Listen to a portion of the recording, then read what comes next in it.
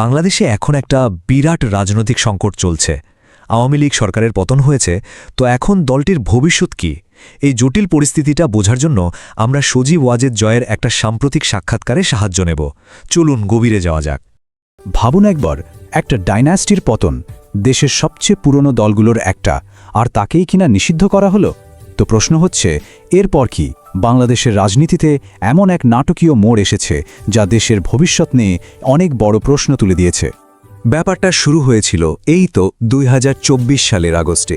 তখন দেশজুড়ে এক ব্যাপক গণ আন্দোলন হয়, আর তার মুখে পড়েই পতন ঘটে ক্ষমতাসীন আওয়ামী লীগ সরকারের। প্রধানমন্ত্রী শেখ হাসিনা দেশ ছেড়ে ভারতে আশ্রয় নেন, আর এখন দেশের বাইরে থেকে কথা বলছেন তার ছেলে সজীব ওয়াজেদ জয়। তো প্রথমেই যে প্রশ্নটা আসে, আওয়ামী লীগের এখনকার অবস্থাটা ঠিক কি, মানে আইনি আর রাজনৈতিক দিক থেকে? আওয়ামী লীগ তাদের পুরো ইতিহাসে এই প্রথমবার নির্বাচনে অংশ নিতে পারছে না। ভাবা যায়, এটা কিন্তু বাংলাদেশের রাজনীতির জন্য একটা বিশাল বড় ঘটনা।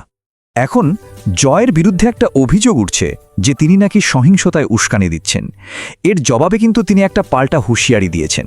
তিনি বলছেন, রাজনীতিকভাবে কাউকে যদি একবারে কোণঠাসা করে ফেলা হয়, তার ফল কিন্তু ভালো হবে না। তার কথাটা অনেকটা এরকম, আপনি যদি কাউকে দেয়ালে ফিট ঠেকিয়ে দেন, সে তখন কি করবে? আচ্ছা, এই যে এত বড় একটা গণ আন্দোলন, এটা হলো কেন? এর পেছনের অন্যতম কারণ হিসেবে বলা হচ্ছে নির্বাচনে কারচুপির দীর্ঘদিনের অভিযোগ।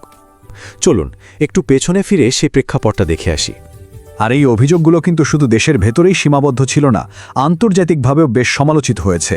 যেমন ধরুন, আমেরিকার স্টেট ডিপার্টমেন্টও 2024-এর নির্বাচনকে সরাসরি অবাধ বা সুষ্ঠু নয় বলে দিয়েছে।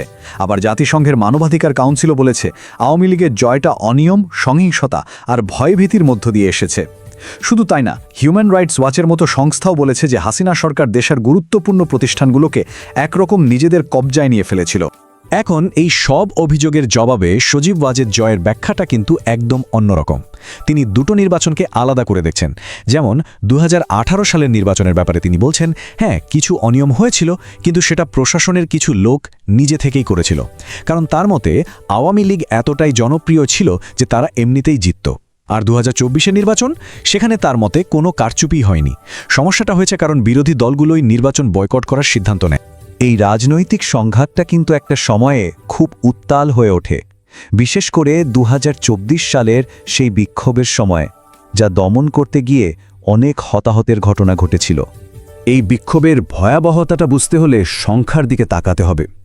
আওয়ামী লীগ সরকারের পতনের আগে তাদের দেওয়া সরকারি হিসেবেই প্রায় 800 মানুষের মৃত্যু হয়। চিন্তা করা যায়। আর কিছু রিপোর্টে তো বলা হচ্ছে এই সংখ্যাটা 1400 পর্যন্তও হতে পারে। মানে এই আন্দোলনের জন্য যে কি পরিমাণ মানবিক মূল্য দিতে হয়েছে তা বলার অপেক্ষা রাখে না। আর এই দমন পীড়ন নিয়ে সবচেয়ে মারাত্মক যে অভিযোগটা সামনে এসেছে, সেটা একটা কথিত অডিও রেকর্ডিংকে ঘিরে। ওই রেকর্ডিংয়ে অভিযোগ করা হচ্ছে শেখ হাসিনা বলছেন, আমি খোলা আদেশ দিয়েছি, এখন তারা প্রাণঘাতী অস্ত্র ব্যবহার করবে, যেখানেই পাবে সেখানেই গুলি করবে। এটা কিন্তু একটা সাংঘাতিক অভিযোগ। তবে সজীব ওয়াজেদ জয় এই অভিযোগটা পুরোপুরি উড়িয়ে দিয়েছেন। তিনি বলছেন, হ্যাঁ, একটা নির্দেশ ছিল, কিন্তু সেটা সাধারণ বিক্ষোভকারীদের জন্য নয়, ওটা ছিল যারা সশস্ত্র সহিংস সন্ত্রাসী তাদের বিরুদ্ধে। তিনি উল্টো আল জাজিরা আর বিবিসির মতো সংবাদ মাধ্যমের দিকে আঙুল তুলেছেন, বলেছেন যে তারা নাকি ক্লিপটা খণ্ডিতভাবে, মানে আউট অফ কনটেক্সট দেখিয়েছে। কিন্তু দেখুন জাতিসংঘের তদন্তে কি বলা হচ্ছে। তারা বলছে এই যে মারাত্মক মানবাধিকার লঙ্ঘনগুলো হয়েছে, এগুলো নাকি রাজনৈতিক নেতৃত্বের পুরোপুরি জানাশোনা, সমন্বয় আর নির্দেশনাতেই ঘটেছে। অন্যদিকে জয় এই রিপোর্টকে এক কথায় নাকচ করে দিয়েছেন। তার মতে এটা একটা সম্পূর্ণ মিথ্যা আর বায়াস রিপোর্ট। তিনি জোর গলায় বলেছেন, আমার মা কোনো হত্যার নির্দেশ দেননি। নির্বাচনে কারচুপি আর দমনপীড়নের অভিযোগের পাশাপাশি আওয়ামী লীগের বিরুদ্ধে আরেকটা বড় অভিযোগ হলো দুর্নীতি। বলা হয় এই দুর্নীতি দলের একদম শীর্ষ নেতা আর তাদের পরিবার পর্যন্ত ছড়িয়ে পড়েছিল। এই দুর্নীতির অভিযোগ কিন্তু ব্যক্তিগতভাবে সজীব ওয়াজেদ জয়ের দিকেও এসেছে। অভিযোগটা হলো তিনি নাকি অবৈধভাবে মিলিয়ন মিলিয়ন ডলারের মালিক হয়েছেন, আর সেই টাকা দিয়ে আমেরিকায় বাড়ি কিনেছেন। এর জবাবে তিনি কি বলছেন? তিনি বলছেন, দেখুন, এটাই আমার একমাত্র বাড়ি। তিনি আরও বলছেন যে FBI আমার বিরুদ্ধে তদন্ত করেছে, যদি আমি দোষী হতাম তাহলে কি আমেরিকার নাগরিকত্ব পেতাম? আচ্ছা, জয়ের কথা তো শোনা গেল, কিন্তু তাহলে ওই আওয়ামী লীগ নেতার ব্যাপারটা কি হবে, যার যুক্তরাজ্যে ৩৬০টা বাড়ি থাকার খবর বেরিয়েছিল? এটা তো একটা বিশাল দুর্নীতির উদাহরণ, তাই না? এই প্রশ্নের জবাবে জয়ের উত্তরটা বেশ ইন্টারেস্টিং। তিনি বলছেন, ওই মন্ত্রীর পরিবার তো প্রজন্মের পর প্রজন্ম ধরেই ধনী, আর এর সাথে তিনি একটা গুরুত্বপূর্ণ কথা যোগ করেছেন, আমি তো সবার দায় নিতে পারি না। স্পষ্টতই তিনি নিজেকে এবং তার মাকে মন্ত্রিসভার অন্য সদস্যদের কাছ থেকে আলাদা করতে চাইছেন। তো এত কিছুর পর এখন পরিস্থিতিটা কোথায় দাঁড়িয়েছে? চলুন সবশেষে একটু ভূ রাজনৈতিক প্রেক্ষাপট আর আওয়ামী লীগের ভবিষ্যৎ নিয়ে কথা বলা যাক। এখন কিন্তু একটা আন্তর্জাতিক টানাপোড়েনও চলছে। শেখ হাসিনা আছেন ভারতে, আর বাংলাদেশ সরকার তাকে ফেরত পাঠানোর জন্য যে অনুরোধ করেছিল, ভারত সেটা রাখেনি।